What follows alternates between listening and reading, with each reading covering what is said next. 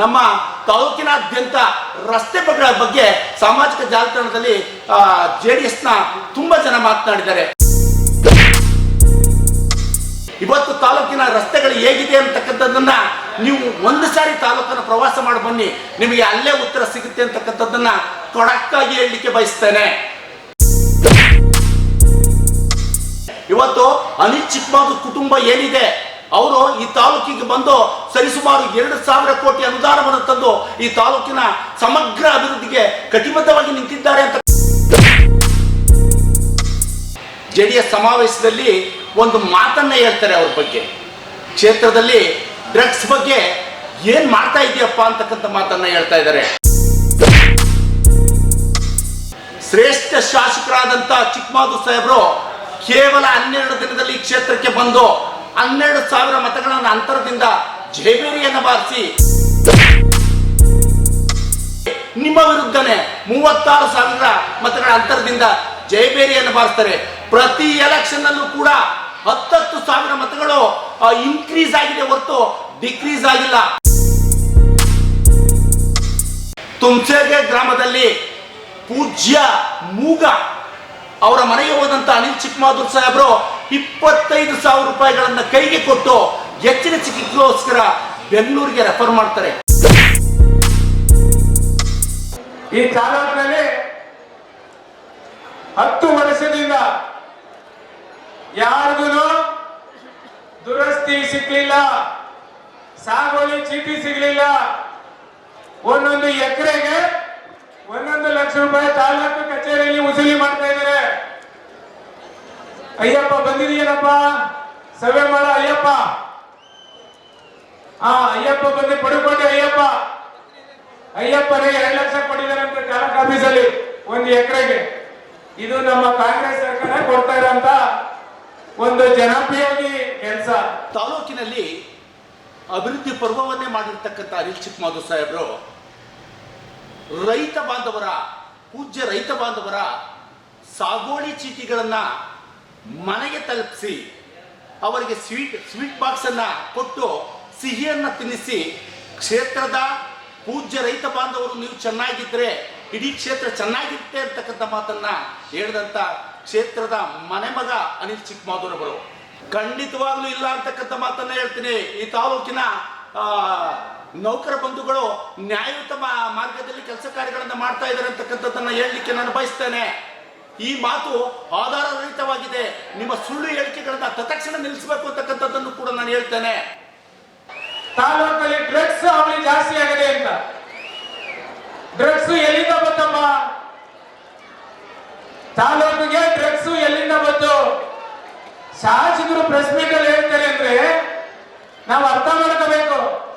ಯಾವ ರೀತಿ ಆಡಳಿತ ನಡೀತಾ ಇದೆ, ಯಾವ ರೀತಿ ಬಡವರ ಮಕ್ಕಳನ್ನ ಇವರು ಯೋಗಕ್ಷೇಮ ವಿಚಾರಿಸ್ತಾ ಇದ್ದಾರೆ, ಮತ್ತೆ ಯಾವ ರೀತಿ ವಿದ್ಯಾರ್ಥಿಗಳಿಗೆ ಇವರು ರಕ್ಷಣೆ ಕೊಡ್ತಾ ಇದ್ದಾರೆ ಅಂತ ಯೋಚನೆ ಮಾಡಬೇಕು ತಾವೆಲ್ಲ. ಡ್ರಗ್ಸ್ ಕೋಟೆ ತಾಲೂಕಲ್ಲಿ ಡ್ರಗ್ಸ್ ಓಡಾಡ್ತಾ ಇದೆಯಂತೆ. ಅದೇ ರೀತಿ ಕೋರ್ಟಿನಲ್ಲಿ ಬೆಡ್ಸು ನಡೀತಾ ಇದೆಯಂತೆ. JDS ಸಮಾವೇಶದಲ್ಲಿ ಒಂದು ಮಾತನ್ನ ಹೇಳ್ತಾರೆ ಅವ್ರ ಬಗ್ಗೆ. ಕ್ಷೇತ್ರದಲ್ಲಿ ಡ್ರಗ್ಸ್ ಬಗ್ಗೆ ಏನ್ ಮಾಡ್ತಾ ಇದೆಯಪ್ಪ ಅಂತಕ್ಕಂಥ ಮಾತನ್ನ ಹೇಳ್ತಾ ಇದ್ದಾರೆ.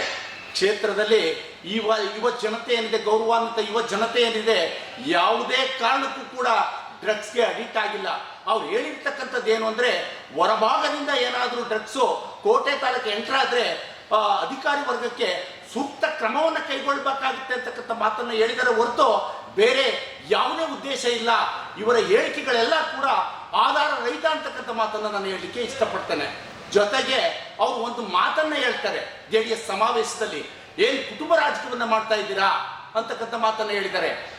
ಶ್ರೇಷ್ಠ ಶಾಸಕರಾದಂತ ಚಿಕ್ಕಮಾದು ಸಾಹೇಬರು ಕೇವಲ 12 ದಿನದಲ್ಲಿ ಕ್ಷೇತ್ರಕ್ಕೆ ಬಂದು 12,000 ಮತಗಳನ್ನು ಅಂತರದಿಂದ ಜಯಬೇರಿಯನ್ನು ಬಾರಿಸಿ ಜನಸೇವೆ, ಜನಾರ್ದನ ಸೇವೆ ಅಂತ ತಿಳಿದು ಈ ಕ್ಷೇತ್ರದಲ್ಲಿ ತಮ್ಮ ಮಕ್ಕಳಿಗೆ ಈ ಕ್ಷೇತ್ರದ ಜನಶಕ್ತಿಯನ್ನ ದಾರೆ ಎರೆದು ಹೋಗಿದ್ದಾರೆ. ಆ ಕಾರಣಕ್ಕೋಸ್ಕರ ಅನಿಲ್ ಚಿಕ್ಕಮಾದು ಅವರು ಪ್ರಥಮ ಬಾರಿಗೆ ತಮ್ಮ ವಿರುದ್ಧನೇ 22,000 ಮತಗಳ ಅಂತರದಿಂದ ಜಯವನ್ನು ಬಾರಿಸ್ತಾರೆ. ಎರಡನೇ ಬಾರಿ ನಿಮ್ಮ ವಿರುದ್ಧನೇ 36,000 ಮತಗಳ ಅಂತರದಿಂದ ಜಯಬೇರಿಯನ್ನು ಬಾರಿಸ್ತಾರೆ. ಪ್ರತಿ ಎಲೆಕ್ಷನ್ ಎಲೆಕ್ಷನ್ನಲ್ಲೂ ಕೂಡ 10,000 ಮತಗಳು ಇನ್ಕ್ರೀಸ್ ಆಗಿದೆ ಹೊರತು ಡಿಕ್ರೀಸ್ ಆಗಿಲ್ಲ. ಇದರ ಅರಿವು ನಿಮಗಿದೆಯಾ?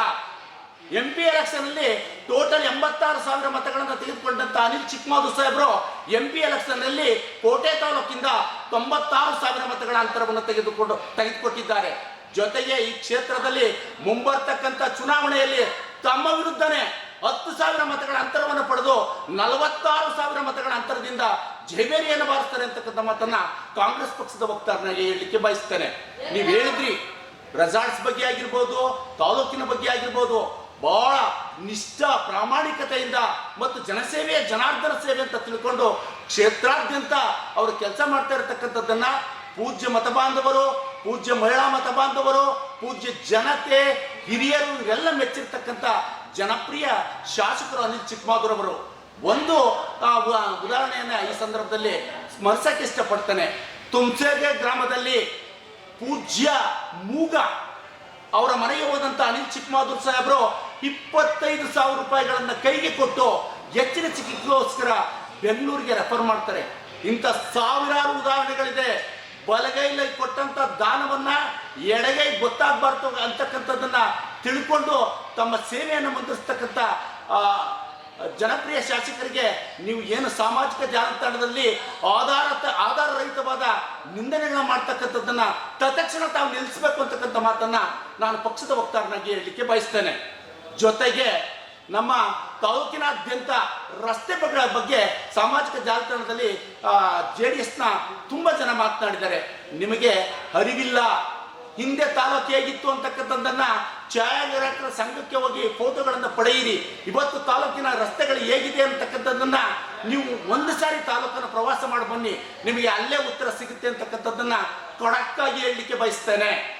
ಶಾಸಕ ಅನಿಲ್ ಚಿಕ್ಕಮಾದೂರ್ ಕುಟುಂಬಕ್ಕೆ 3 ಬಾರಿ ಅಧಿಕಾರ ಕೊಟ್ಟಿದ್ದಾರೆ. ಬಟ್ ಅವ್ರ ಕೊಡುಗೆ ಏನಂತ ಪ್ರಶ್ನೆ ಮಾಡ್ತಿದ್ದಾರೆ. ಇದಕ್ಕೆ ಎಕ್ಸಾಂಪಲ್ ಏನಂತಂದ್ರೆ ಅವರು ರಸ್ತೆ ಕೊಡ್ತಿದ್ದಾರೆ ಪ್ರತಿಯೊಂದಕ್ಕೂ, ಎಲ್ಲೇ ರಸ್ತೆ ಆಗಿದೆ ಅಂದ್ಬಿಟ್ಟು.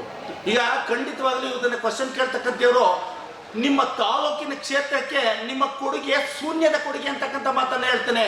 ಇವತ್ತು ಅನಿಲ್ ಚಿಕ್ಕಮಾದೂರ್ ಕುಟುಂಬ ಏನಿದೆ, ಅವರು ಈ ತಾಲೂಕಿಗೆ ಬಂದು ಸರಿಸುಮಾರು 2,000 ಕೋಟಿ ಅನುದಾನವನ್ನು ತಂದು ಈ ತಾಲೂಕಿನ ಸಮಗ್ರ ಅಭಿವೃದ್ಧಿಗೆ ಕಟಿಬದ್ಧವಾಗಿ ನಿಂತಿದ್ದಾರೆ ಅಂತಕ್ಕಂಥ ಮಾತನ್ನ ಈ ಸಂದರ್ಭದಲ್ಲಿ ಹೇಳಲಿಕ್ಕೆ ಬಯಸ್ತೇನೆ. ಇಲ್ಲ ಸರ್, ನನಗೆ ಅಧಿಕಾರ ಇಲ್ಲ, ಆದ್ರೂ ನಾನು ಉಳಿದಾಳಿ ಪ್ರಕರಣದಲ್ಲಿ ಅವರ ಮನೆಗಳಿಗೆ ಹೋಗಿ ನಾನು ಸಾಂತ್ವನ ಹೇಳಿದ್ದೀನಿ, ನನ್ನ ಕೈಲಾದ ಸಹಾಯ ಮಾಡಿದ್ದೀನಿ. ಬಟ್ ಶಾಸಕ ಅನಿಲ್ ಚಿಕ್ಕಮಾದೂರ್ ಅವರು ಕೇವಲ ಹೋಗ್ತಾರೆ, ಸರ್ಕಾರದಿಂದ ಬಿಡುಗಡೆ ಮಾಡುವ ಪರಿಹಾರ ಕೊಟ್ಟು ಬರ್ತಾರೆ. ಏನ್ ಮಾಡಿದ್ದಾರೆ? ಇದು ತಪ್ಪಿದೆ. ನಾನು ಮೊದಲೇ ಹೇಳಿದ್ದೀನಿ, ಬಲಗೈಲ ಕೊಟ್ಟಂತ ದಾನವನ್ನ ಎಡಗೈ ಗೊತ್ತಾಗಬಾರ್ದು ಅಂತಕ್ಕಂಥ ಚಿಂತನೆ ಇರ್ತಕ್ಕಂಥ ಅನಿಲ್ ಚಿಕ್ಕಮಾದೂರ್ ಅವರು, ನೀವು ಹೇಳಿದ್ರಿ ಹುಲಿದಾಳಿ ನಡೆದಂತ ಸಂದರ್ಭದಲ್ಲಿ ಅವರ ಕ್ಷೇತ್ರದಲ್ಲಿ ಪೂಜ್ಯ ರೈತ ಬಾಂಧವರ ಮನೆಗೆ ಹೋಗಿ ಮಮ್ಮಲ ಮರೆತಾರೆ, ಕಣ್ಣೀರನ್ನ ಹಾಕೊಳ್ತಾರೆ. ಈ ಕ್ಷೇತ್ರದ ಪೂಜ್ಯ ರೈತ ಬಾಂಧವರು ಈ ರೀತಿ ಪ್ರಾಕೃತಿಕ ದಾಳಿಗೆ ಬಲಿಯಾಗ್ತಾ ಇದ್ದಾರಲ್ಲ ಅಂತಕ್ಕಂಥ ನೋವಲ್ಲಿ ತತ್ಕ್ಷಣ ಅವ್ರ ಮನೆಗೆ ಹೋಗ್ತಾರೆ. ತಮ್ಮ ಸಹಾಯಧನವನ್ನ ಯಾರಿಗೂ ಗೊತ್ತಿಲ್ಲದ ರೀತಿ ಕೊಡ್ತಾರೆ. ಜೊತೆಗೆ ಸರ್ಕಾರದಿಂದ ಬರ್ತಕ್ಕಂಥ 20 ಲಕ್ಷ ರೂಪಾಯಿಗಳನ್ನ ಅವರ ಅಕೌಂಟ್ಗೆ ಹಾಕ್ಸ್ತಾರೆ. ಕುಟುಂಬದಲ್ಲಿರ್ತಕ್ಕಂಥ ಒಬ್ಬ ವ್ಯಕ್ತಿಗೆ ನೌಕರಿಯನ್ನು ಕೊಡಿಸ್ತಾರೆ. ಆ ಕುಟುಂಬದಲ್ಲಿರ್ತಕ್ಕಂಥ ಪೂಜ್ಯ ಹೆಣ್ಮಕ್ಳ ವಿದ್ಯಾಭ್ಯಾಸದ ಸಂಪೂರ್ಣ ಖರ್ಚನ್ನು ವಹಿಸಿಕೊಂಡು ನಿಮ್ಮ ಉಜ್ವಲ ಭವಿಷ್ಯವನ್ನ ನಾನು ಕ್ಷೇತ್ರದ ಪ್ರೀತಿಯ ಮನೆಮಗನಾಗಿ ರೂಪಿಸ್ತೇನೆ ಅಂತಕ್ಕಂಥ ಮಾತನ್ನ ಹೇಳಿದಂತ ಶ್ರೇಷ್ಠ ಶಾಸಕರು ಯಾರು ಇದ್ದಾರೆ ಅಂದ್ರೆ ಈ ಕ್ಷೇತ್ರದಲ್ಲಿ ಅದು ಅನಿಲ್ ಚಿಕ್ಕಮಾದೂರ್ ಸಾಹೇಬ್ ಅಂತಕ್ಕಂಥ ಮಾತನ್ನು ಹೇಳಲಿಕ್ಕೆ ನಾನು ಬಯಸ್ತೇನೆ. ಸರ್, ಸರ್ವ ವ್ಯಾಪ್ತಿಯಲ್ಲಿ ಬರುವ ಕಡಂಚಿನ ಗ್ರಾಮದಲ್ಲಿ 4 ಮೇಲೆ ಹುಲಿ ದಾಳಿ ನಡೆದಿದೆ. ಒಂದೇ ನಡೆದಾಗ ಎಲ್ಲ ಶಾಸಕರು ಒಂಥರ ಹುಲಿ ದಾಳಿ ಪ್ರಕರಣವನ್ನು ನಿಯಂತ್ರಿಸಲು ಎಲ್ಲರೂ ಒಂದು ಫೇಲ್ಯೂರ್ ಆದ್ರು ಸರ್. ಇದು ಇಲ್ಲ, ಖಂಡಿತ ಇಲ್ಲ. ಮಾನವ ಮತ್ತು ಆ ವನ್ಯಮೃಗಗಳ ಸಂಘರ್ಷ ಅಂತಕ್ಕಂಥದ್ದಕ್ಕೆ ಶಾಶ್ವತ ಪರಿಹಾರವನ್ನು ಯಾರೂ ಕೂಡ ಮಾಡಲಾರರು. ಆಯಾ ಕಾಲಘಟ್ಟದಲ್ಲಿ ಆಯಾ ಸಮಯದಲ್ಲಿ ಅದಕ್ಕೆ ತಕ್ಕಂಥ ಪರಿಹಾರಗಳ ಮೂಲಕ ಅದನ್ನು ತಡೆಗಟ್ಟಬಹುದೋ ಹೊರತು ಶಾಶ್ವತ ಪರಿಹಾರವನ್ನು ಯಾರು ಕೂಡ ಮಾಡೋದಕ್ಕಾಗೋದಿಲ್ಲ, ಯಾವ ಸರ್ಕಾರನೂ ಕೂಡ ಮಾಡೋದಕ್ಕಾಗೋದಿಲ್ಲ ಅಂತಕ್ಕಂಥ ಮಾತನ್ನ ನಾನು ಹೇಳಲಿಕ್ಕೆ ಬಯಸ್ತೇನೆ. ಸರ್, ಮತ್ತು ಮಾನವ ಮತ್ತು ವನ್ಯಜೀವಿ ಸಂಘರ್ಷ ತಡೆಯಲು ಶಾಶ್ವತ ಪರಿಹಾರ ಏನು ಸರ್? ಹಂಗಾದ್ರೆ ಶಾಶ್ವತ ಪರಿಹಾರ ಇಲ್ಲ. ಆಯಾ ಕಾಲಘಟ್ಟದಲ್ಲಿ ಆಯಾ ಸಮಯದಲ್ಲಿ ಏನು ಸೂಕ್ತ ಭದ್ರತೆಯನ್ನು ಮಾಡಿಕೊಂಡು ಸೂಕ್ತ ಕ್ರಮಗಳನ್ನು ಕೈಗೊಂಡ್ರೆ ಆ ಸಂಘರ್ಷವನ್ನು ತಡಿಬಹುದು ಅಂತಕ್ಕಂಥ ಮಾತನ್ನು ನಾನು ಹೇಳಲಿಕ್ಕೆ ಬಯಸ್ತೇನೆ. ಸರ್, ಇತ್ತೀಚೆಗೆ ಮಂಡಿಸಿದ ಸಿಎಂ ಬಜೆಟ್ ಅಲ್ಲಿ ಸರ್ HDD ಕೋಟೆಗೆ ಬಹಳ ನಿರೀಕ್ಷೆ ಇತ್ತು. KRS ಮಾದರಿಯಲ್ಲಿ ಕಬಿನಿ ಉದ್ಯಾನವನ ಮಾಡಬಹುದು, ಮತ್ತೊಂದು ರಸ್ತೆ ಅಭಿವೃದ್ಧಿಗೆ ಜಾಸ್ತಿ ಅನುದಾನ ಬಿಡುಗಡೆ ಮಾಡಬಹುದು ಅಂದ್ಬಿಟ್ಟು. ಬಟ್ ಅದು ಯಾವುದೂ ಆಗಿಲ್ವಲ್ಲ ಸರ್? ಅದು ನಿರೀಕ್ಷೆ ವಿಷಯ ಅಂತ ರಾಜ್ಯದ ಶ್ರೇಷ್ಠ ಮುಖ್ಯಮಂತ್ರಿಗಳ ಸಿದ್ದರಾಮಯ್ಯ ಅವರು ಕೊಟ್ಟಂತ ಒಂದು ಬಜೆಟ್ ಏನಿದೆ ಅದು ಇಡೀ ರಾಜ್ಯದ ಜನಪರ ಬಜೆಟ್ ಅನ್ನು ಕೊಟ್ಟಿದ್ದಾರೆ. ನಮ್ಮ ಕ್ಷೇತ್ರಕ್ಕೆ ಸಾಕಷ್ಟು ಅಂದ್ರೆ 1,500 ಕೋಟಿ ಅನುದಾನವನ್ನು ಕೊಟ್ಟಿರ್ತಕ್ಕಂಥದ್ದನ್ನ ದಾಖಲೆ ಸಮೇತ ನಿಮಗೆ ಬಿಡುಗಡೆ ಮಾಡಲಿಕ್ಕೆ ಇಷ್ಟಪಡ್ತೇನೆ ನಾನು. ಇನ್ನೊಂದು ಸರ್, ಕಬಿನಿ ತುಂಬಿದಾಗ ಬರ್ತಾರೆ, ಬಾಗಿನ ಅರ್ಪಿಸಿ ಹೋಗ್ತಾರೆ. ಬಟ್ ಅದ್ರ ಅಭಿವೃದ್ಧಿಗೆ ಏನು ಕ್ರಮ ಕೈಗೊಳ್ತಿರಲ್ಲ. ಯಾಕೆ ಸರ್ CMಗೆ ಅಷ್ಟೊಂದು ಅಸೈಡನ್ನ? ತಾಲೂಕು ವನ ಮತ್ತು ವನ್ಯ ಸಂಪತ್ತನ್ನು ಹೊಂದಿರತಕ್ಕಂಥ ಪವಿತ್ರ ಕ್ಷೇತ್ರ ಇದು. ನಮ್ಮ ತಾಲೂಕಿನ ಕಪಿಲಾ ನದಿ ತುಂಬತಕ್ಕಂಥದ್ದು ಇಡೀ ರಾಜ್ಯದಲ್ಲೇ ಪ್ರಥಮ. ಅದಕ್ಕೆ ಬಾಗಿನ ಅರ್ಪಿಸ್ತಕ್ಕಂಥದ್ದು ಈ ರಾಜ್ಯದ ಮುಖ್ಯಮಂತ್ರಿಗಳ ಕರ್ತವ್ಯ ಮತ್ತು ಕ್ಷೇತ್ರದ MLA ಅವರ ಕರ್ತವ್ಯ. ಜೊತೆಗೆ ಕಾಮಗಾರಿಗಳು ಕ್ಷೇತ್ರಾದ್ಯಂತ ಜ್ಯೇಷ್ಠತೆಯ ಆಧಾರದ ಮೇಲೆ ನಡೀತದೆ ಅಂತಕ್ಕಂಥ ಮಾತನ್ನ ನಾ ಹೇಳಲಿಕ್ಕೆ ಇಷ್ಟಪಡ್ತೀನಿ. ಫಸ್ಟ್ ಟೈಮ್ ನೀರು ತುಂಬುತ್ತೆ, ಬರ್ತಾರೆ, ಬಾಗಿನ ಅರ್ಪಿಸಿ ಹೋಗ್ತಾರೆ. ಬಟ್ ಆ ಟೈಮಲ್ಲಿ ಇವರು ಶಾಸಕರಾಗಲಿ ಅಥವಾ CM ಆಗಲಿ ಯಾವುದೋ ಒಂದು ಅಂದರೆ ಆ ಒಂದು ಡ್ಯಾಮ್ ಅಭಿವೃದ್ಧಿಗೆ ಯಾವುದೋ ಒಂದು ರೀತಿ ಒಂದು ಅನುದಾನ ಘೋಷಣೆ ಮಾಡೋದಾಗಲಿ ಮತ್ತೊಂದಾಗಲಿ ಅಭಿವೃದ್ಧಿ ಕಾರ್ಯಕ್ರಮ ಘೋಷಣೆ ಮಾಡೋದು ಯಾವುದೋ ಮಾಡಲ್ಲ ಸರ್. ಯಾಕೆ? ಖಂಡಿತ ನೀವು ಹೇಳ್ತಕ್ಕಂಥದ್ದು ನಾವು ನಮ್ಮ ಶಾಸಕರು ಕೂಡ ಸರ್ಕಾರಕ್ಕೆ ಮನವಿಯನ್ನು ಮಾಡಿದ್ದಾರೆ. ಬ್ಲೂ ಪ್ರಿಂಟ್ ಸಿದ್ಧವಾಗಿದೆ. ನಮ್ಮ ಕಬಿನಿಯ ಮುಂಭಾಗ ಬೃಂದಾವನದ ರೀತಿಯಲ್ಲಿ ಮುಂದಿನ ದಿನಗಳಲ್ಲಿ ಇದೆಲ್ಲ ಕೂಡ ಆಗುತ್ತೆ. HD ಕೋಟೆಯಾದ್ಯಂತ ರಸ್ತೆಗಳ ಒಂದು ಜ್ಯೇಷ್ಠತೆ ಆಧಾರದ ಮೇಲೆ ಎಲ್ಲ ರಸ್ತೆಗಳು ಪ್ರಾರಂಭವಾಗಿದೆ. ಮಾದಾಪುರ ಆಗಿರ್ಬೋದು, ಎನ್ಬೇಗೂರು ಆಗಿರ್ಬೋದು, ನಿಮಗೆ ಗದ್ಗೆ ಸರ್ಕಲ್ ಆಗಿರ್ಬೋದು, ಕಟ್ಟೆಮನೆಯಲ್ಲಿ ರಸ್ತೆ ಆಗಿರ್ಬೋದು, ಎಲ್ಲದೂ ಕೂಡ ಅದರದೇ ಆದ ಕಾಲಘಟ್ಟದಲ್ಲಿ ನಡೀತಿದೆ ಅಂತಕ್ಕಂಥ ಮಾತನ್ನು ನಾನು ಹೇಳಲಿಕ್ಕೆ ಇಷ್ಟಪಡ್ತೀನಿ. ಇನ್ನೊಂದು ಸರ್, ಕಬಿನಿ ಮುಳುಗಡೆ ಪ್ರದೇಶದ ವ್ಯಾಪ್ತಿಗಳಲ್ಲಿ ನಿರಾಶ್ರಿತರಿಗೆ ಇನ್ನೂ ಆ ಸಾಗುವಳಿ ಪತ್ರನೂ ಸಿಕ್ಕಿಲ್ಲ ಸರ್. ಅದು ಮುಂದೆ ಮರೀಚಿಕೆಯಾಗಿದೆ. ಇದ್ರ ಬಗ್ಗೆ ಯಾಕೆ ಶಾಸಕರು ಬಹಳ ಒಂದು ಗಂಭೀರವಾಗಿ ಪರಿಗಣಿಸ್ತಾರೆ? ಈ ಕ್ಷೇತ್ರದ ಜನಪ್ರಿಯ ಶಾಸಕರು ವಿಧಾನಸಭಾ ಅಧಿವೇಶನದಲ್ಲಿ ಕಬಿನಿ ಮುಳುಗಡೆ ಆಗ್ತಕ್ಕಂಥ ಗ್ರಾಮಗಳ ಬಗ್ಗೆ ಪ್ರಸ್ತಾಪಿಸಿ ಸಂಬಂಧಪಟ್ಟ ಇಲಾಖೆಗಳಿಗೆ ಒಂದು ಮನವಿಯನ್ನು ಸಲ್ಲಿಸಿ ಮುಂದಿನ ದಿನಗಳಲ್ಲಿ ಎಲ್ಲ ಪರಿಹಾರಗಳನ್ನು ತಂದೇ ತರ್ತಾರೆ ಅಂತಕ್ಕಂಥ ಮಾತನ್ನ ಕಾಂಗ್ರೆಸ್ ಪಕ್ಷದ ವಕ್ತಾರನಾಗಿ ಹೇಳಲಿಕ್ಕೆ ಬಯಸ್ತೇನೆ. ಸರ್, ಮೊನ್ನೆ ನಡೆದಂಥ JDS ಸಮಾವೇಶ ಅಂದ್ರೆ ಜನರೊಂದಿಗೆ ಜನತಾ ಸಮಾವೇಶ ನೋಡಿ ಕಾಂಗ್ರೆಸ್ಗೆ ಒಂದು ಸ್ವಲ್ಪ ಭಯ ಹುಟ್ಟಿದೆ ಅನಿಸುತ್ತಾ ಸರ್? ಖಂಡಿತ ಇಲ್ಲ. ಈ ಮಾತು ಅಕ್ಷರಶಃ ಸುಳ್ಳು ಅಂತಕ್ಕಂಥ ಮಾತನ್ನ ಹೇಳ್ತೇನೆ. ಕಾರಣ 324 ಹಳ್ಳಿಗಳಲ್ಲಿ ಪೂಜ್ಯ ಕಾಂಗ್ರೆಸ್ ಕಾರ್ಯಕರ್ತರು ನಾಯಕರಿದ್ದಾರೆ ನಮ್ಮ ತಾಲೂಕಲ್ಲಿ. ಅವರ ಕೆಲಸ ಪಕ್ಷ ನಮಗೇನು ಕೊಡ್ತು ಅನ್ನೋದಕ್ಕಿಂತ ಪಕ್ಷಕ್ಕೆ ನಮ್ಮ ಕೊಡುಗೆ ಏನು ಅಂತಕ್ಕಂಥದ್ದನ್ನು ಅರ್ಥ ಕಂಡಿರ್ತಕ್ಕಂಥ ನಾಯಕರು ಕಾರ್ಯಕರ್ತರು ಇರೋದ್ರಿಂದ ಮುಂಬರ್ತಕ್ಕಂಥ ಎಲ್ಲ ಚುನಾವಣೆಗಳಲ್ಲೂ ಕೂಡ ಕಾಂಗ್ರೆಸ್ ಜಯಬೇರಿಯನ್ನು ಬಾರಿಸುತ್ತೆ ಅಂತಕ್ಕಂಥ ಮಾತನ್ನ ಕಾಂಗ್ರೆಸ್ ಪಕ್ಷದ ವಕ್ತಾರನಾಗಿ ನಾನು ಖಡಕ್ಕಾಗಿ ಹೇಳಲಿಕ್ಕೆ ಬಯಸ್ತೇನೆ. ಈ JDS ನಡೀತಿರುವಂಥ ಕಿತ್ತಾಟ ಅಂದ್ರೆ ಮಾಜಿ ಶಾಸಕ ಬೇಚರ ಚಿಕ್ಕನ್ ಆಗಿರ್ಬೋದು, ಅವ್ರ ಸೆಕೆಂಡ್ ನೋಡಿ ಏನು ಅನ್ಸುತ್ತೆ ಸರ್? ಇಬ್ಬರ ಕಚ್ಚಟ ಮೂವರಿಗೆ ಲಾಭ ಅಂತ ಅನ್ನೋ ರೀತಿಯಲ್ಲಿ ಆಗುತ್ತಾ? ಇಲ್ಲ, ಖಂಡಿತವಾಗ್ಲೂ ಗೌರವಾನ್ವಿತ ಚಿಕ್ಕಣ್ಣರವರು ನಮ್ಮ ತಾಲೂಕಿನಲ್ಲಿ ಪೂಜ್ಯ ಹಿರಿಯರವರು, ತಾಲೂಕನ್ನು ಬಲ್ಲವರು. ಅವರ ತೀರ್ಮಾನ ಮತ್ತು ಅವರ ಸಹಕಾರ ನಮ್ಮ ಸಿಕ್ಕಿದ್ರೆ ನಮ್ಮಂಥ ಪುಣ್ಯವಂತರು ಯಾರೂ ಇಲ್ಲ ಅಂತಕ್ಕಂಥ ಮಾತನ್ನು ನಾನು ಹೇಳಲಿಕ್ಕೆ ಬಯಸ್ತೇನೆ. ಸರ್, ಇದು ವಾಲ್ಮೀಕಿ ಜಯಂತಿ ಪೂರ್ವಭಾವಿ ಸಭೆಯಲ್ಲಿ ಅವರು ಒಂದು ಶಾಸಕರ ಬಗ್ಗೆ ಒಂದು ಮೃದು ಧೋರಣೆ ತಳ್ತಾರೆ ಸರ್. ಅವಾಗಿಂದ ಒಂದು ಕಾಂಗ್ರೆಸ್ ಏರ್ಪಡೆ ಆಗ್ತಾರೆ ಅಂತ ಒಂದು ಗಾಸಿಪ್ ಹೋಗ್ಬಿಟ್ಟು ನೆಕ್ಸ್ಟ್ ಇತ್ತೀಚೆಗೆ BJP ಸೇರ್ತಾರೆ ಅಂತ ಗಾಸಿಪ್ ಹೋಗ್ತಾರೆ. ಅದ್ರ ಬಗ್ಗೆ ನನಗೆ ಸರಿಯಾದ ಮಾಹಿತಿ ಇಲ್ಲ. ಗೌರವಾನ್ವಿತರು ಶಾಸಕರ ಪರವಾಗಿ ಹಾಕಿದ್ದಾರೆ ಅಂತಂದ್ರೆ ಶಾಸಕರ ಕೆಲಸ ಕಾರ್ಯಗಳನ್ನ ಮೆಚ್ಚಿ, ತಂದೆ ಸಮಾನಾಗಿ ಮೆಚ್ಚಿ ಅವ್ರಿಗೆ ಮಾರ್ಗದರ್ಶನ ಮುಂದಿನ ದಿನಗಳಲ್ಲಿ ಮಾಡ್ತಾರೆ ಅಂತಕ್ಕಂಥದ್ದು ನನ್ನ ವೈಯಕ್ತಿಕ ಅಭಿಪ್ರಾಯ. ಸೊ ಇತ್ತೀಚೆಗೆ ಶಾಸಕರ ಕಾರ್ಯವೈಖರಿ ಹಾಗೂ ಪಂಚ ಗ್ಯಾರಂಟಿ ಯೋಜನೆಗಳ ಬಗ್ಗೆ ಬಹಳ ಟೀಕೆ ನಡೀತಿದೆ ಸರ್ ಇದು ಸೋಷಿಯಲ್ ಮೀಡಿಯಾದಲ್ಲಿ. ಇದ್ರ ಬಗ್ಗೆ ಹೇಳೋದ್ರೆ ಖಂಡಿತವಾಗಲೂ ಸೋಷಿಯಲ್ ಮೀಡಿಯಾ ಇರೋದೇ ಟೀಕೆ ಮಾಡೋದಕ್ಕೋಸ್ಕರ. ಟೀಕೆ ಮಾಡ್ತಕ್ಕಂಥವ್ರಿಗೆ ಪೂರ್ವಾಪರ ವಿಚಾರಧಾರೆಗಳು ತಿಳಿಯೋದಿಲ್ಲ.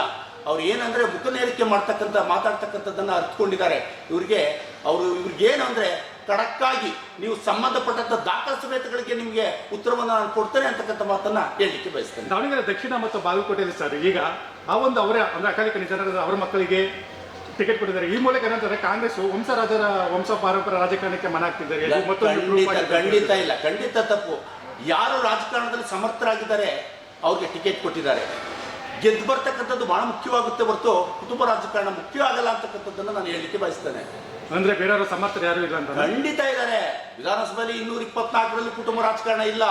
ಅವರದೇ ಆದ ಎಬಿಲಿಟಿಗಳ ಮೇಲೆ ಬಂದಿರತಕ್ಕಂಥ ಶಾಸಕರಿದ್ದಾರೆ. ಗೌರವಾನ್ವಿತರು ಅಭಿವೃದ್ಧಿ ಕೆಲಸದ ಮಾನದಂಡದಲ್ಲಿ ಹೆಸರನ್ನು ಪಡೆದಿರ್ತಕ್ಕಂಥವ್ರು ಸಾಕಷ್ಟು ಜನ ಇದ್ದಾರೆ ಅಂತಕ್ಕಂಥದ್ದನ್ನ ನಾನು ಹೇಳಲಿಕ್ಕೆ ಬಯಸ್ತೇನೆ. ದಾವಣಗೆರೆ ದಕ್ಷಿಣದಲ್ಲಿ ಮುಸ್ಲಿಮರು ಪ್ರಾಬಲ್ಯ ಇದ್ದಾರೆ ಸರ್, ಬಟ್ ಅವ್ರಿಗೆ ಟಿಕೆಟ್ ಇದಾಗಿದೆ. ಈಗ ಕೊಟ್ಟಿರ್ತಕ್ಕಂಥ ವ್ಯಕ್ತಿ ಸಮರ್ಥರಾಗಿದ್ದಾರೆ. ಪೂಜ್ಯ ಮುಸ್ಲಿಂ ಸಮುದಾಯದವರು ಕೂಡ ಕಾಂಗ್ರೆಸ್ ಪಕ್ಷವನ್ನು ಬೆಂಬಲಿಸಿ ಆ 2 ಕ್ಷೇತ್ರದಲ್ಲಿ ಕಾಂಗ್ರೆಸ್ ಜಯಬೇರಿಯನ್ನು ಬಾರಿಸುತ್ತೆ ಅಂತಕ್ಕಂಥ ಮಾತನ್ನ ಹೇಳಲಿಕ್ಕೆ ನಾನು ಬಯಸ್ತೇನೆ.